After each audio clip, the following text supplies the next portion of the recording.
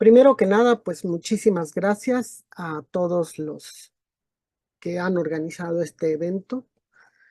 Y enseguida quisiera decirles que el título de la presentación es Modificaciones cromosómicas en la médula ósea de pacientes con anemia de Fanconi. Y lo que pretendo es que se entienda por qué los cromosomas se pueden modificar específicamente en la médula ósea, pero ocurre en todas las células del organismo con anemia de Fanconi. Y en segundo lugar, quisiera remarcar por qué es importante el que existan estas modificaciones. Entonces vamos a ir con nuestra presentación.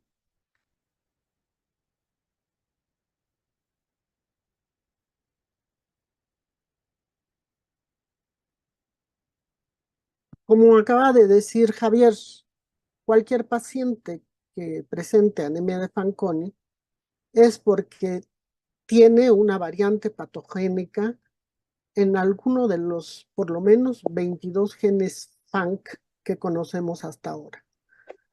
Puede ser bialélica la variante patogénica si los genes tienen una herencia autosómica recesiva, que son 20 de ellos, o puede ser una sola variante si se hereda de manera autosómica dominante o recesiva ligada al X.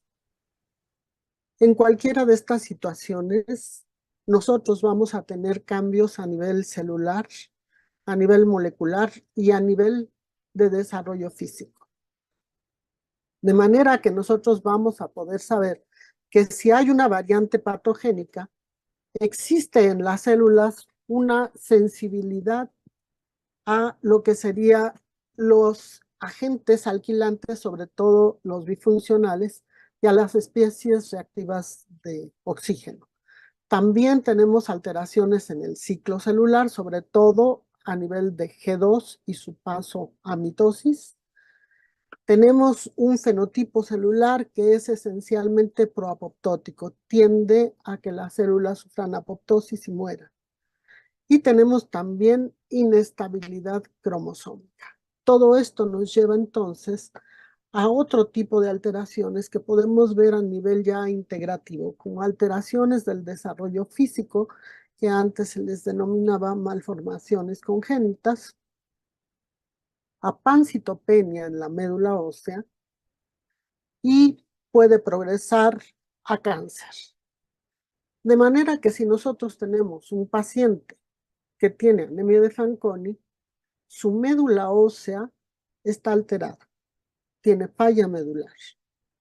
Nosotros podemos ver una evidente hipocelularidad en las médulas de la anemia de Fanconi comparadas con una médula normal. Y esto es muy grave para la salud del paciente, pero también es muy grave que puede pasar hacia cáncer. Puede tener síndrome mielodisplásico o leucemia mieloide aguda.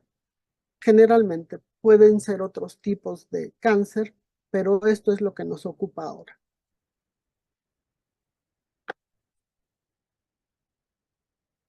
Por otra parte, si nosotros tenemos alterada por una mutación como la que acabamos de ver en cualquiera de los genes FANC, nosotros no tenemos la posibilidad de reparar adecuadamente el DNA y el DNA se daña y se daña mucho.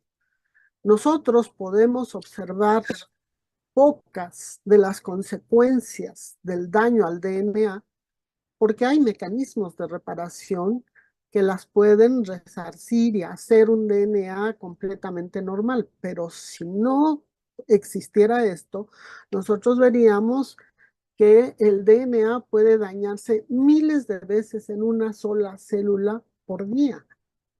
Y esto puede deberse al propio metabolismo celular o a exposiciones exógenas como pesticidas, como gas, como tabaquismo, alcohol o consumo de alcohol, o por eventos que pueden ser completamente ajenos a lo que es nuestra voluntad, como tratamientos de quimio y radioterapia o por la exposición directa al sol.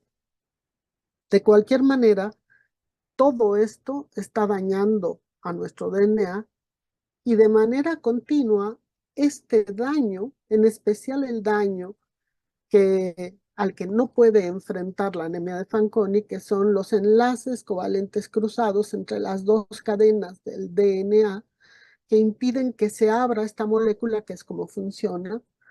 Este daño, si hay una vía de anemia de Fanconi funcional, se repara.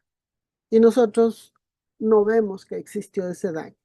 De manera que vamos a tener los cromosomas íntegros, una estructura nuclear en interfase íntegra y funcional, una división celular normal muy importante, y entonces un mantenimiento de la celularidad y de la estabilidad de las células de la médula ósea. Tenemos una médula ósea normal.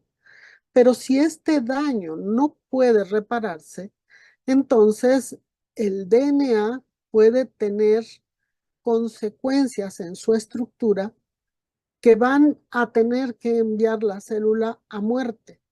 Generalmente el tipo de daño al que nos estamos refiriendo es una consecuencia del daño que se está reparando por la vía Fanconi, que si no está normal, toma vías alternativas y nos puede dar este tipo de lesiones, que es cuando se rompen los nucleótidos, la secuencia de los sillares del DNA. Estas rupturas pueden ser de una hebra o de las dos hebras, y cuando es una ruptura de dos hebras, es muy letal para las células. Nosotros podemos tener cromosomas que se ven como este, en donde no hay continuidad en una de las cadenas de DNA que está asociada con proteínas y que en un cromosoma se llama cromátida. O podemos tener que si las vías alternas de reparación funcionan, pero reparan de manera errónea, entonces en vez de ligar este pedacito con este, que era lo original, puede ligar un segmento con otro cromosoma y se forman las figuras radiales, lo cual es bastante deleterio también para la célula. De manera que si nosotros tenemos alteraciones cromosómicas en un ambiente normal o en un ambiente con una vía de Fanconi funcional, se separarían y si sigue teniendo estas, se mandan a apoptosis. Las células no sobreviven. Pero ¿qué es lo que tenemos nosotros en Fanconi?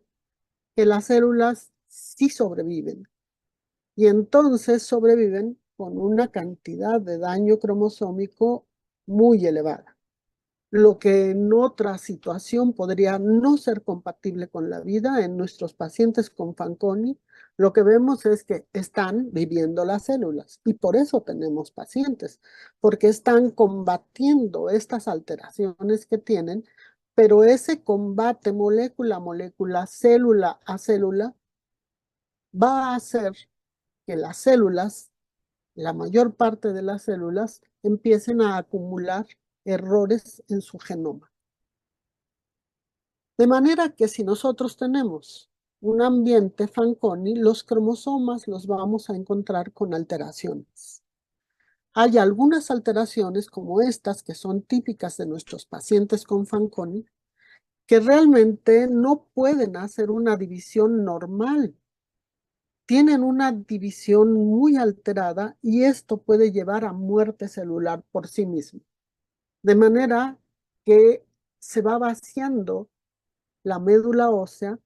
Nosotros vemos hipocelularidad por la muerte celular que está generando este tipo de alteraciones cromosómicas, que es una de las principales causas de que se vacíe la médula ósea.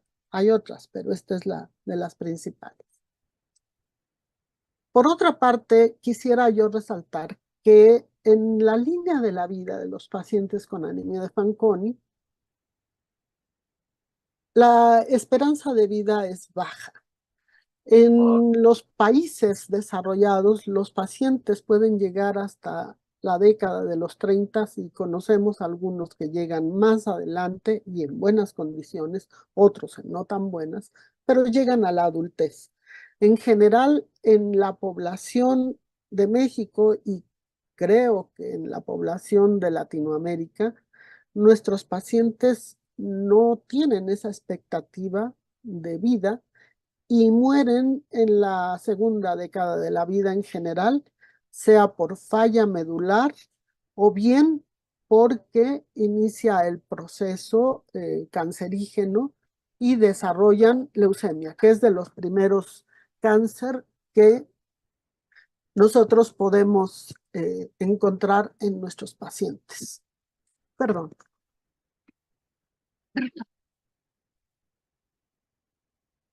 Por otra parte, nosotros quisiéramos pensar que el proceso de cáncer va a llevar una gran cantidad de años en los organismos, como ocurre en las personas normales. Pero lo real es que en nuestros pacientes el cáncer se inicia a partir más o menos de la adolescencia con la leucemia. No en todos los pacientes, por supuesto, pero sí en una parte de ellos. Y por cualquier paciente, inclusive por uno, debemos estar atentos a esto.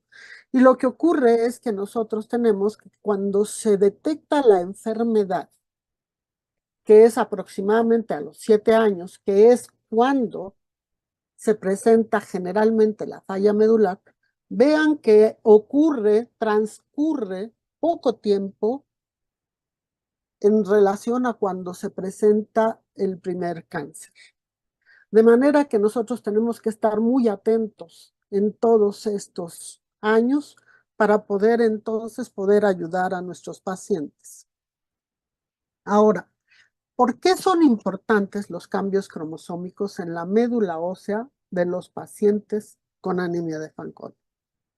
Son importantes porque generan en primer lugar la falla medular y porque los mismos cambios cromosómicos pueden evolucionar hacia una célula cancerosa. A nivel de falla medular, lo que nosotros debemos considerar es que los cambios cromosómicos se originan, como decíamos antes, por rupturas. Estas rupturas en los cromosomas pueden ser tan importantes porque si nosotros tenemos que existe esta ruptura, por ejemplo, si hay una vía Fanconi normal, simplemente se repara y se vuelven a reunir estos dos fragmentos que quedaron separados. Pero si no hay una vía de Fanconi normal, esta puede irse a reunir con esta punta. Y eso entonces lo que nos hace es una alteración cromosómica que está reunida pero que está alterándonos la estructura de los cromosomas. Sería un poco como lo que nosotros estamos viendo en esta figura. A esto le llamamos un cromosoma discéntrico porque tiene estos dos centrómeros que nos ayudan a que la célula distribuya adecuadamente los cromosomas en la división celular, en la mitosis. Si este cromosoma completito, discéntrico, se va hacia un polo de las células, la célula hija va a tener este cromosoma que está alterado. Pero además le va a faltar este pedazo que quedó por acá. Y entonces eso nos genera alteraciones por falta de material genético y por sobrante de material genético, que les llamamos de lesiones y duplicaciones. Pero si nosotros tenemos que este discéntrico se pesca de aquí hacia este polo y de aquí hacia este, la fuerza de tensión de todos los microtúbulos durante la mitosis va a hacernos este tipo de estructuras que son puentes anafásicos o interfásicos, y entonces las células tienen una enorme probabilidad de morir porque no lo pueden resolver. Esto entonces es una fuente directa de muerte por las alteraciones cromosómicas. Y esto entonces nos estaría disminuyendo las dos células hijas que iban a originarse. Pero por otra parte, nosotros tenemos que probablemente no se juntara este con este. Vamos a suponer que ahora se junta este con este pedacito. Si eso ocurre, entonces lo que nosotros tenemos es una translocación, que sería esto. Esa translocación va a estar pues en ambos tipos de cromosomas, en este y en este, porque a este se le vino el pedacito claro y a este se le vino el pedacito oscuro. Entonces, aquí las células que nosotros podemos obtener cuando se dividen con esta alteración es una célula con translocaciones, así se le llama esto, recíprocas, que está balanceada, pero que muy probablemente en la siguiente división vaya a desbalancearse. Y si migran hacia otros polos, por ejemplo, este migró hacia este y este migró hacia este polo, entonces las dos células van a tener una translocación desbalanceada. Si nosotros tenemos esto, todas las células que se generen van a ser anormales, con duplicaciones y con deficiencias de material genético que pueden entonces probablemente no morir, pero sí modificar todo el metabolismo celular.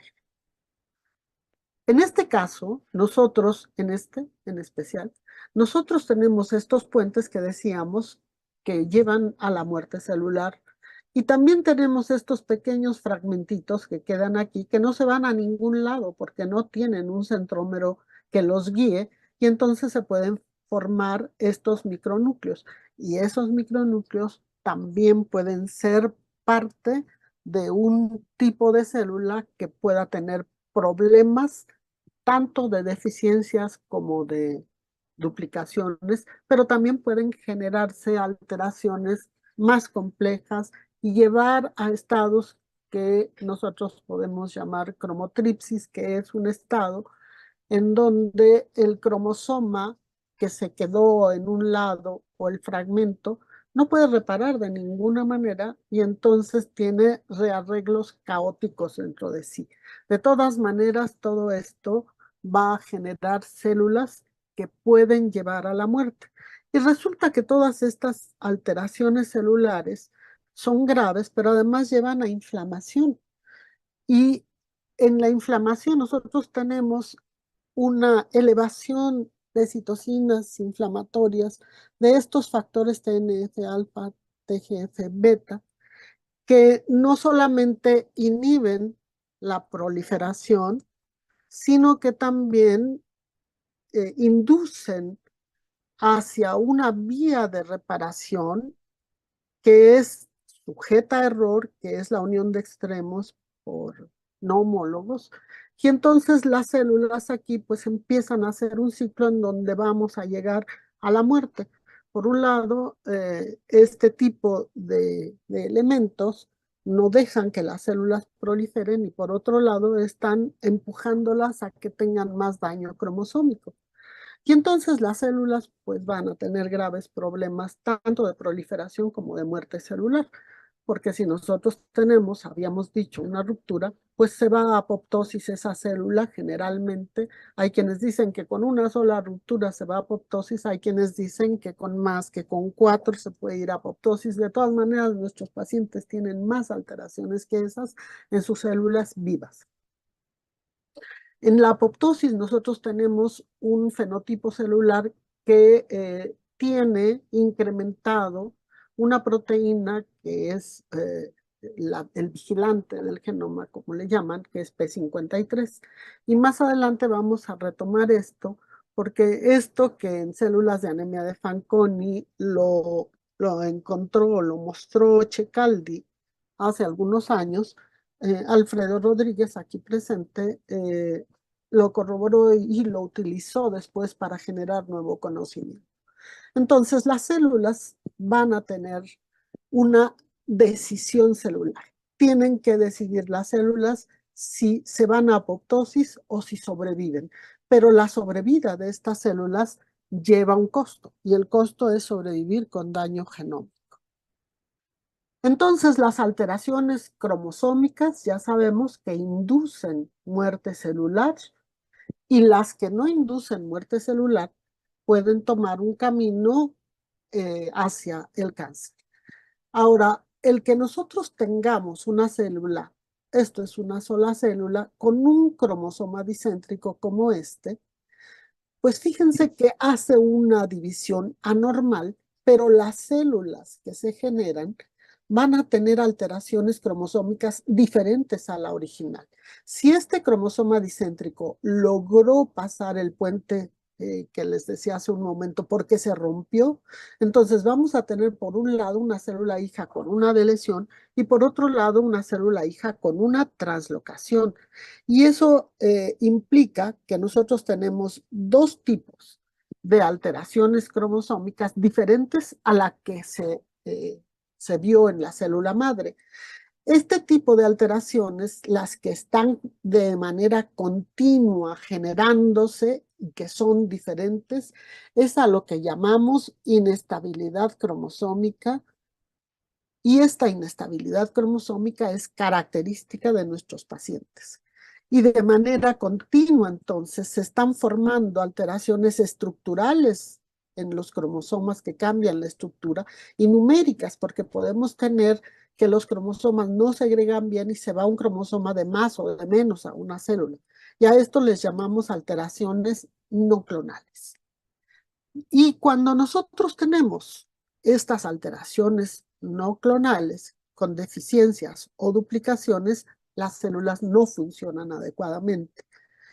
Pueden morirse, pero también, como decíamos, pueden sobrevivir con alteraciones. En una médula ósea normal, nosotros tenemos entonces una hematopoiesis sana que nos puede generar desde las células troncales y progenitoras una serie de células diferenciadas que nos van a dar un conteo sanguíneo, una ABH normal. Pero en las células de Fanconi, si esto está ocurriendo en la médula ósea, ya tenemos una hematopoiesis que parte desde un principio con pocas células y que continúa teniendo pocas células por el fenotipo proinflamatorio y proapoptótico. Y esto es lo que nos lleva a la pancitopenia o falla medular. Este tipo entonces de alteraciones está mediado por una gran cantidad de elementos de la célula proteicos, pero en especial P53, que está constitutivamente elevado en la médula ósea de nuestros pacientes con anemia de Fanconi. El cáncer también es uno de los principales problemas en nuestros pacientes. ¿Cómo es que las alteraciones cromosómicas pueden influenciar en esto? Porque la célula debe decidir sobrevivir, pero con daño cromosómico.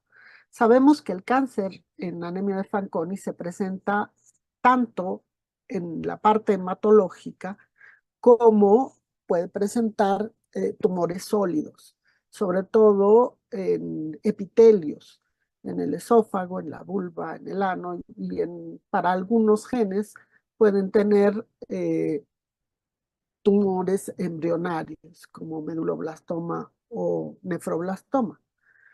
Pero todo esto que estamos viendo, vamos a centrarlo en lo que sería el cáncer hematológico. En la médula ósea se puede producir, se puede generar síndrome mielodisplásico y leucemia mieloide aguda. Decíamos que la célula debe de tomar una decisión. Si las células hematopoyéticas deciden irse hacia la muerte celular por apoptosis, tenemos pancitopenia.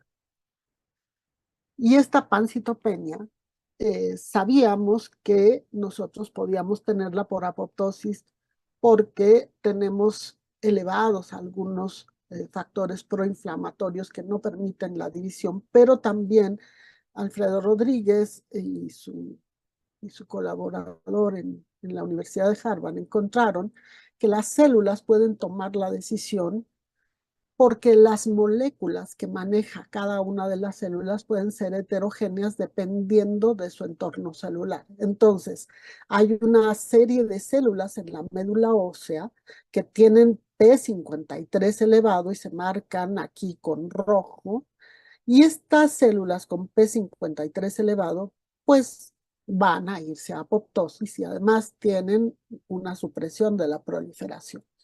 Hay células que están equilibradas entre P53 y un oncogen muy conocido que se llama MYC, pero las células que van a desequilibrarse hacia MYC, si tienen MYC elevado, son células que están decidiendo sobrevivir.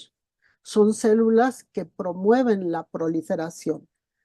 Y bueno, eso no es del todo malo, porque por eso nosotros tenemos pacientes, porque la célula está tomando una decisión de sobrevida, a pesar de que tengan alteraciones cromosómicas.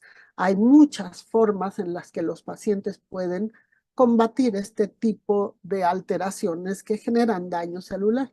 Pero el caso es que si tienen MYC elevado y deciden proliferar, también hay un desprendimiento de los nichos en la médula ósea y también entonces cooperan porque las células cuando se dividen se van a escapar de la médula ósea. De manera que la médula ósea se vacía por muerte o por escape de las células hematopoyéticas. Y si la célula decide vivir, la sobrevida podemos saber que nos puede eventualmente elevar muchísimo el riesgo hacia cáncer. Entonces, cuando nosotros decimos que hay un cáncer declarado es porque hubo una selección clonal, la selección de una clona que tenía ventaja selectiva sobre otras células para proliferar.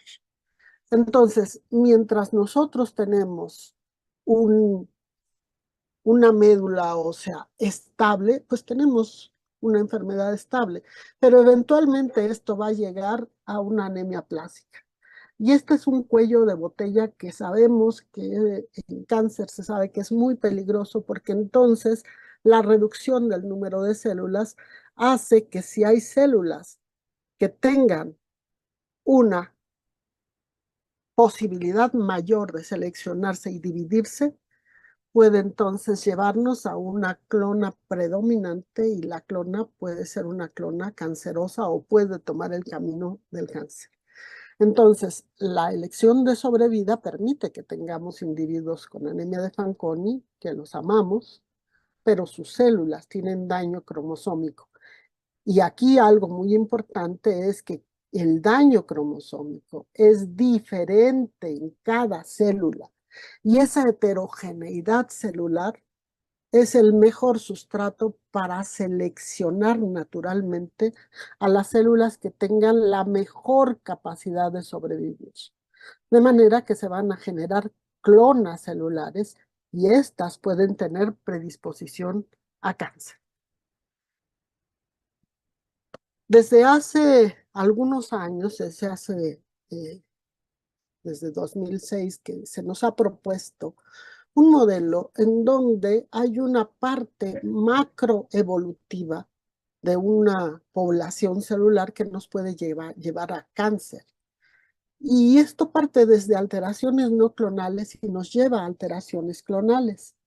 En la primera parte nosotros tenemos algo que llamamos macroevolución, en donde de simples alteraciones cromosómicas no clonales se van haciendo alteraciones no clonales complejas.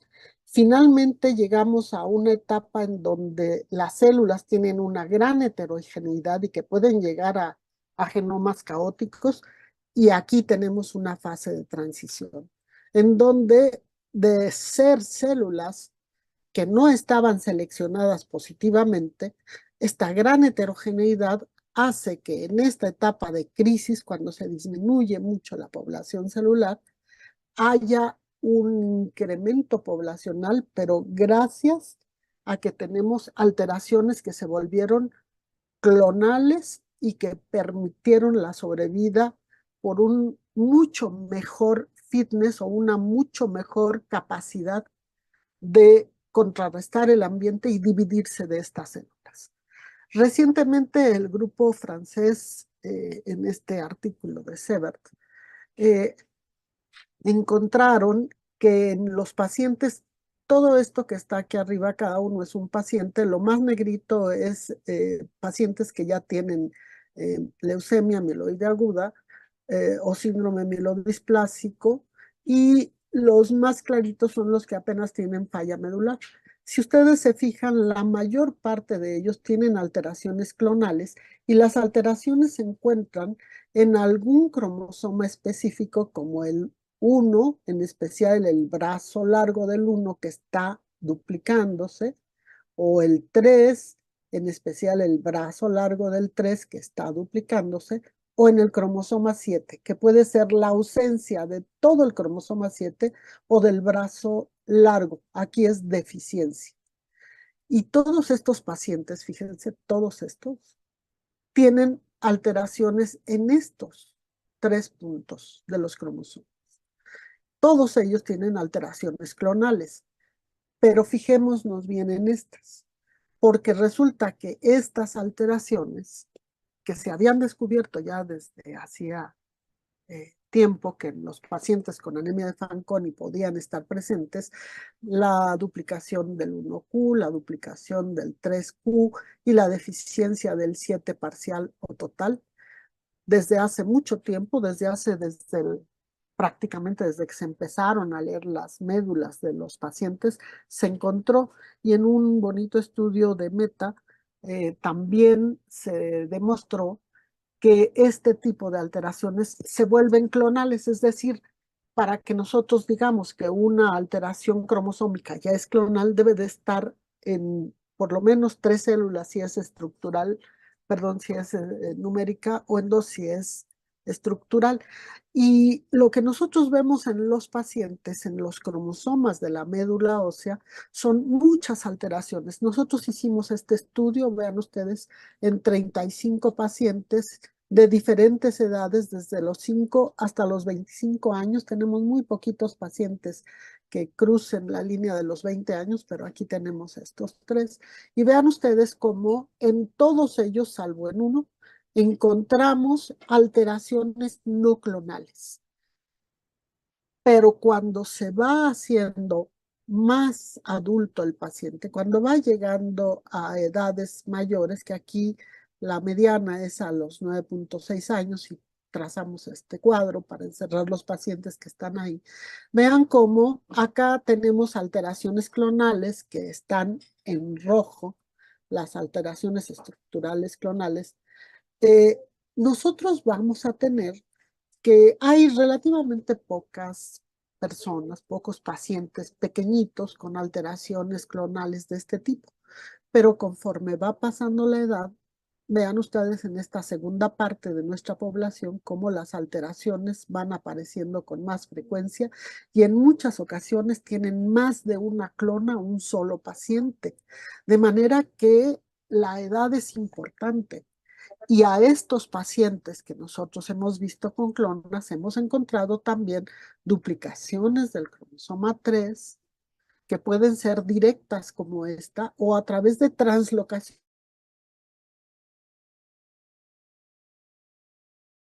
Los rearreglos cromosómicos. Aquí es una translocación entre un cromosoma 18 y un cromosoma 3 que nos lleva a lo mismo, una duplicación de este segmento del cromosoma 3. Y por otra parte tenemos también de lesiones del cromosoma 7.